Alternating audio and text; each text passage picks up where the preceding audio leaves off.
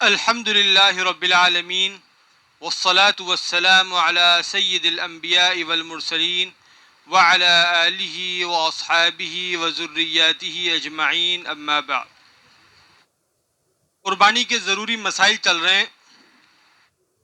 سوال یہ ہے کہ کیا اندھا جانور کی قربانی درست ہے؟ اندھے جانور کی قربانی درست نہیں ہے۔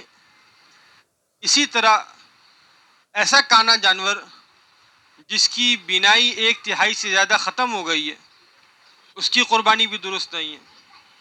اور وہ جانور جس کا کان ایک تہائی سے زیادہ کٹا ہوا ہے، اس کی قربانی بھی درست نہیں ہے۔ اسی طرح وہ جانور جس کی دم ایک تہائی سے زیادہ کٹی ہوئی ہے، تو اس جانور کی قربانی بھی درست نہیں ہے۔ اسی طرح سوال یہ ہے کہ کیا لنگڑے جانور کی قربانی درست ہے؟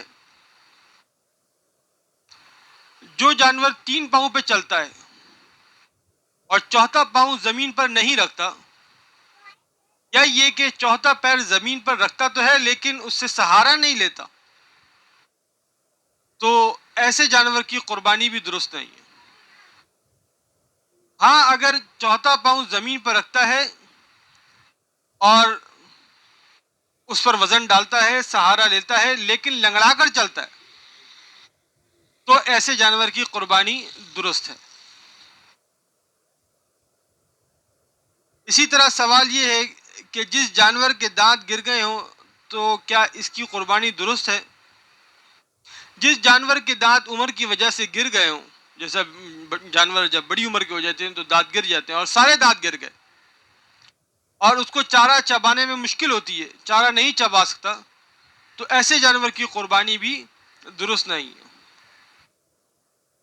اسی طرح سوال یہ ہے کہ کیا ٹوٹے ہوئے سنگ والے جانور کی قربانی درست ہے؟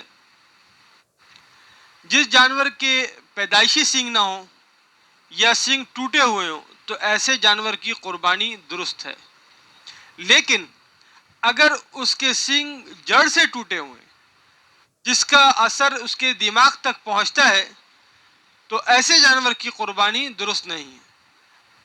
اگر جڑ سے نہیں ٹوٹے ہوئے تو پھر ایسے جانور کی قربانی درست ہے۔ صدق اللہ العظیم۔